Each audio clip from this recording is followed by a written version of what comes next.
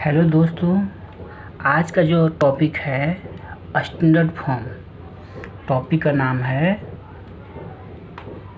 Standard form, जिसको हिंदी में बोलते हैं मानक पत्ती। मानक पद्धति, इसको हिंदी में बोलते हैं हम लोग मानक पत्ती। ये बहुत इम्पोर्टेंट टॉपिक है, चाहे 8 क्लास 6 हो, 9th हो, 10th हो, 11th हो, कोई भी क्लास का फिजिक्स का स्टार्टिंग होता है तो मानक पत्ती बहुत ज़रूरत होती है। मानक पत्ती का उपयोग फिजिक्स के न्यूमेरिकल में बहुत ज़्यादा उपयोग किया जाता है। इसको जानने से फिजिक्स का न्यूमेरिकल बनाने में आसानी होती है, इसलिए इसको समझना ज़रूरी है। सबसे पहले क्वेश्चन उठती है कि मानक पत्ती हम लोग पढ़ते क्यों हैं, इसकी क्या रिक्वायरमेंट पड़ गई, स्टैंडर्ड फॉर्म की क्या रिक्वायरमेंट पड़ गई। तो हमारे पुराने समय में बहुत सारे बड़े बड़े नंबर आए, बहुत बड़े बड़े नंबर मिले, जिसको लिखना और बताना बहुत मुश्किल हो गया। कैसे लोगों को बताएं और कैसे लिखें, तो इस सबको समस्या को सॉल्व करने के लिए हमारे पूर्वजों ने एक टेक्निक, हमारे जो साइंटिस्ट थे, पूरे वर्ल्ड के साइंटिस्ट लोगों ने मीटिंग करके एक नया टेक्निक ईजाद किया, जिसका नाम रखेगा स्टैंडर्ड फॉर्म। स्टैंडर्ड फॉर्म में क्या होता है, कितना भी बड़ा नंबर हो, कितना भी छोटा नंबर हो, उसको हम लोग आसानी से लिख सकते हैं। फॉर एग्जांपल, आप लोग जानते होंगे कि चार्ज ऑफ इलेक्ट्रॉन जो होता है वो स्टैंडर्ड फॉर्म में लिखा जाता है। 1.6 × 10⁻19 कूलम जो चार्ज होता है वो स्टैंडर्ड फॉर्म में लिखा जाता है। वो स्टैंडर्ड फॉर्म का एग्जाम्पल, वो कितना छोटा है, बहुत छोटा है, लेकिन उसका वैल्यू कितना आसानी से लिख लेते हैं और आसानी से बता सकते हैं। For example, charge of electron का होता है 1.6 × 10⁻19 कूलम। बहुत छोटा है वैल्यू, -19 मतलब 10⁻−19 जो अपॉन में जाता है। इतनी छोटी वैल्यू कितना आसानी से लिख लिए, किसी को कितना आसानी से बता सकते हैं। ठीक है, तो स्टैंडर्ड फॉर्म में 2 टेक्निक यूज करते हैं हम लोग। एक पहला टेक्निक होता है आपका, एक ऐसे माइनस लेते हैं और ऐसे हम लोग लेते हैं प्लस। एक इधर से माइनस लेते हैं, इधर से प्लस लेते हैं स्टैंडर्ड फॉर्म में।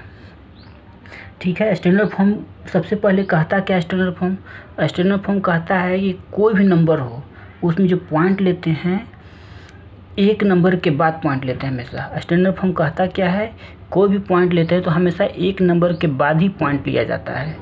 ठीक है ना। जैसे एग्जांपल में क्वेश्चन के अनुसार समझते हैं।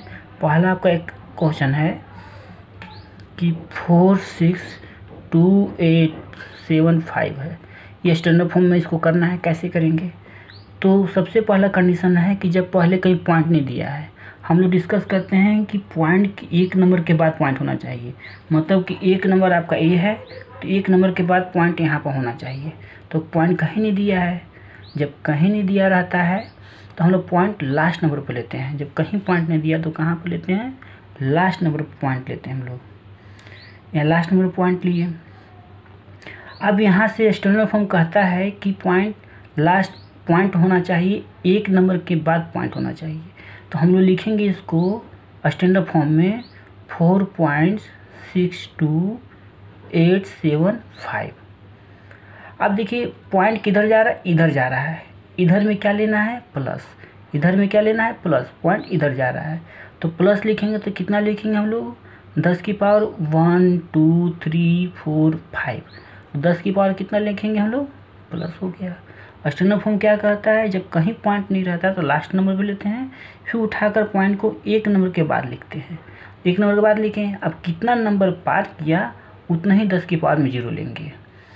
दूसरा चलते एग्जाम्पल, 3268579। पॉइंट यहाँ बीच में कहीं दिया रहेगा। तो इसमें देखिए, इसमें जब पॉइंट दिया हुआ है तो स्टैंडर्ड फॉर्म का नियम हमेशा एक ही रहता है, नियम चेंज नहीं करता है बार बार। आपका पॉइंट यहाँ पर दिया हुआ है तो पॉइंट उठाकर कहाँ लिखेंगे, एक नंबर के बाद। एक नंबर बाद मतलब 3 के बाद होगा। तो लिखेंगे इसको हम लोग 3.26859 इंटू 10 की पावर कितना हो जाएगा आपका, 1 2 3। 3 नंबर पार किया, 1 2 3, 3 नंबर पार करेगा तो 10 की पावर आपका 3 हो जाता है। तीसरा स्टेप क्या आपका है, तीसरा स्टेप है कि 0.000000728 है। इस तरह का नंबर है तो हम लोग कैसे यूज करेंगे? यहाँ पॉइंट उठाकर कहाँ लिखेंगे? उठाकर यहाँ पर ले जाएंगे। नंबर यहाँ से स्टार्ट है ना, तो पॉइंट उठाकर लिखेंगे यहाँ पर। तो लिखेंगे हम लोग 7.28 इंटू 10 की पावर कितना हो गया आपका? कितना नंबर पार करेंगे? 1 2 3 4 5 6 7। तो देखिए पॉइंट इधर जा रहा है, तो यहाँ पर इधर जाने में क्या लेना है? माइनस। तो 1 2 3 4 5 6 7, तो 10 की पावर कितना हो जाएगा? -7। इस तरह से हम लोग स्टैंडर्ड फॉर्म, कोई भी नंबर होता है स्टैंडर्ड फॉर्म में, तो हम इस तरह से सॉल्व करते हैं। जैसे फॉर एग्जांपल, छोटा सा और एग्जांपल समझते हैं कि 9 8 है, तो पॉइंट कहीं नहीं दिया है, तो क्या लिखेंगे? पॉइंट यहाँ लेंगे, तो बराबर लिखेंगे आपका 9.8 इंटू 10 की पावर, एक नंबर गया तो 10 की पावर 1 हो गया। अब जैसे दिया हुआ है यहाँ पर पांचवा फॉर्म 6 है, तो 6 को पॉइंट बैठाएंगे तो पॉइंट के बाद कितना नंबर है? तो पॉइंट के बाद एक ही नंबर, इसलिए स्टैंडर्ड फॉर्म ऑलरेडी है। ठीक है, अगला स्टेप क्या होता है? 0.5 होता है, तो इसको क्या करेंगे? एक पॉइंट को उठाकर इधर करेंगे, एक नंबर के बाद होना चाहिए, तो लिखेंगे 5.0 इंटू 10 की पावर, एक नंबर पार किया तो नंबर इधर गया, इधर में क्या लेना है? माइनस। तो क्या होगा यहाँ पर? 10 की पावर -1। इस तरह से हम लोग स्टैंडर्ड फॉर्म यूज करते हैं।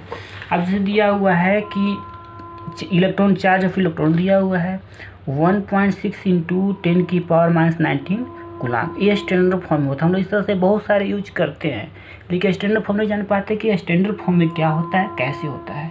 अगर ये हम लोग स्टैंडर्ड फॉर्म आज हम लोग समझ लिए, अब कोई भी क्वेश्चन आपको आएगा करने के लिए तो बहुत आसानी से स्टैंडर्ड फॉर्म में आप कर सकते हैं। कोई नंबर होगा, किससे भी नंबर होगा, हमेशा फिजिक्स में ज़्यादातर आंसर खासकर 11th 12th में स्टैंडर्ड फॉर्म में ही आंसर किया जाता है, बताया जाता है।